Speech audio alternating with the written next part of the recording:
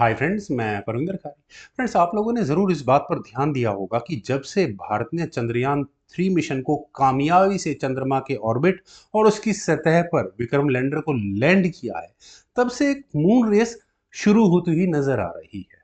Friends, अगर हम बात करें प्रज्ञान रोवर की, तो उस प्रज्ञान रोवर ने क्या ढूंढा चंद्रमा की सतह पर? Oxygen, magnesium, calcium, silicon, titanium, magnesium, बस इसी तरह के कुछ नॉर्मल एलिमेंट्स जो कि पृथ्वी पर प्रचुर मात्रा में है। तो आखिर ऐसा क्या हुआ कि दिखने में ऐसा लग रहा है कि चंद्रमा की तरफ जाने की एक होड़ सी मची हुई है लगभग सभी देशों में। अगर आप ध्यान दें तो 70 के दशक में एक आखिरी मून मिशन था अमेरिका का, जो चंद्रमा पर गया था। उसके बाद से पलटकर किसी ने चांद को देखा नहीं है। लेकिन आज तो ऐसा लगता है कि लगभग सभी देश चंद्रमा पर जाना चाहता है, एक होड़ सी मची हुई है।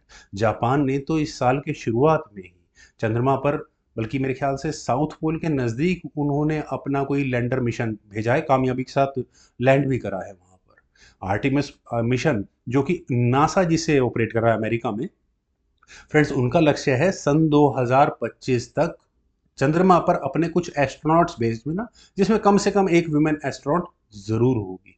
फ्रेंड्स, साउथ कोरिया और यूएई, इनके अलग प्रोग्राम्स चल रहे हैं चंद्रमा को फतेह करने के लिए।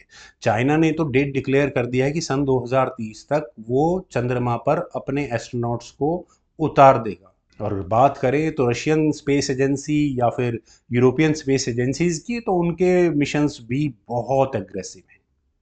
फ्रेंड्स, आखिर ऐसा क्या खजाना मिला है चांद पर जिसकी वजह से वहां जाने की एक होड़ सी मच गई है? फ्रेंड्स, ये खजाना है हीलियम 3 का। हीलियम 3 हीलियम का ही एक आइसोटोप है, जो कि एक फ्यूचर एनर्जी प्रोडक्शन के लिए एसेंशियल फ्यूल हो सकता है। लेकिन फ्रेंड्स, ऐसा क्या है कि हीलियम 3 चंद्रमा पर तो है, लेकिन पृथ्वी पर बिल्कुल नहीं है। ऐसा इस वजह से क्योंकि सोलर सिस्टम के जो बेसिक इंग्रेडिएंट्स है, हीलियम 3 उसका पार्ट नहीं है। हीलियम 3 बनता है सूर्य में, और सूरज से निकलने वाली सोलर विंड्स के साथ वो पूरे सोलर सिस्टम में फैल जाता है। अब लेकिन चूंकि पृथ्वी के चारों ओर मैग्नेटिक फील्ड है, तो किसी तरह के चार्ज पार्टिकल डायरेक्टली पृथ्वी पर नहीं आ पाते। तो हीलियम 3 कभी पृथ्वी तक बहुत ज़्यादा मात्रा में आ ही नहीं पाया। लेकिन चंद्रमा पर इस तरह का कोई मैग्नेटिक फील्ड नहीं है, तो वहाँ बहुत लंबे समय से चंद्रमा पर हीलियम 3 एक्यूमुलेट हो रहा है। और एक मोटी मोटी गणना के अनुसार 1.1 मिलियन मैट्रिक टन हीलियम 3 चंद्रमा की सरफेस पर अवेलेबल हो सकता है।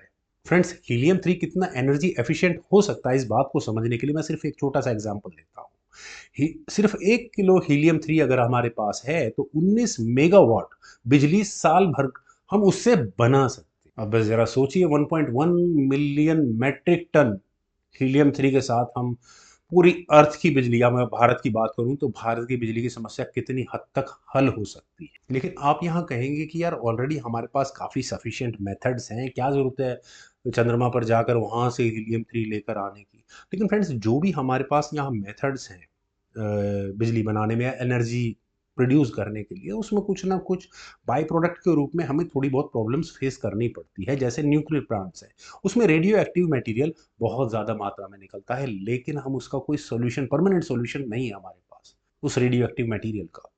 अब हीलियम 3 के अंदर हम फ्यूजन रिएक्शन को यूज करते हैं, और फ्यूजन रिएक्शन ये वही रिएक्शन है जो सूरज के अंदर होता है। जैसे आपने कुछ दिनों पहले मीडिया न्यूज में पढ़ा होगा कि चाइना ने अपना सूरज बना लिया, नॉट एग्जैक्टली सूरज था वो उन्होंने फ्यूजन रिएक्टर बनाया था, जिसको वो बहुत छोटे समय के लिए चालू रखने में भी कामयाब हो गए। और फ्यूजन रिएक्शन में फ्रेंड्स किसी भी तरह का कोई रेडियो एक्टिव एलिमेंट नहीं निकलता। इसकी इक्वेशन को आप समझिए, तो हीलियम 3 के साथ, मतलब 1 किलोग्राम हीलियम 3 के साथ हम 0.67 और समथिंग लाइक दैट डिट्यूरियम चाहिए। उन दोनों को कोइंसाइड, मतलब कोलाइड करेंगे, टकराएंगे आपस में, और बाय प्रोडक्ट में हमें रेगुलर हीलियम, यानी कि हीलियम नॉर्मल वाला, और एक प्रोटॉन, यानी कि हाइड्रोजन का न्यूक्लियस निकलता है। एंड दैट्स इट, और बहुत सारी एनर्जी वहाँ से हमें प्रोड्यूस होगी। फ्रेंड्स, हीलियम 3 न केवल हमें न्यूक्लियर फिशन रिएक्शन के लिए चाहिए, मतलब एनर्जी रिक्वायरमेंट्स के लिए चाहिए, बल्कि ये क्रायोजेनिक इंजन्स, क्वांटम कंप्यूटर्स और एमआरआई मशीन्स में भी चाहिए होता है। तो ज़रूरत तो है मैं कम से कम हीलियम 3 की। लेकिन फ्रेंड्स हीलियम 3 को आई थिंक पृथ्वी पर लेकर आना शायद बहुत बड़ी बात नहीं है। ऐसा ऑलरेडी हम बहुत कुछ कर रहे हैं। स्पेस स्टेशन से हम काफ़ी सामान वापस भी लेकर, एस्ट्रोनॉट्स भी वापस लेकर आते हैं। तो सामान लेकर आना वहाँ कोई ज़्यादा बड़ी प्रॉब्लम बात नहीं है। प्रॉब्लम है हीलियम 3 का एक्सट्रैक्शन। चंद्रमा पर ये प्रचुर मात्रा में है, लेकिन प्रॉब्लम है कि चंद्रमा की सतह पर केवल 50 parts of billion helium 3 available है। फ्रेंड्स, यानी कि हमें वहाँ बहुत संभल कर, बहुत रिफाइंड माइनिंग करनी होगी, तब वहाँ से हम हीलियम 3 को एक्सट्रैक्ट कर पाएंगे। आप इसे मोटे तौर पर समझे कि अगर हमें सिर्फ 70 किलो हीलियम 3 निकालना है तो हमें वहाँ 1 मिलियन चंद्रमा की मिट्टी को छानना होगा, जब हम उसे माइन कर पाएंगे। खैर फ्रेंड्स, इतनी सब मुसीबतों के बावजूद भी एक बात तो निश्चित है कि ग्लोबल रेस तो कम से कम चंद्रमा को लेकर शुरू हो चुकी है।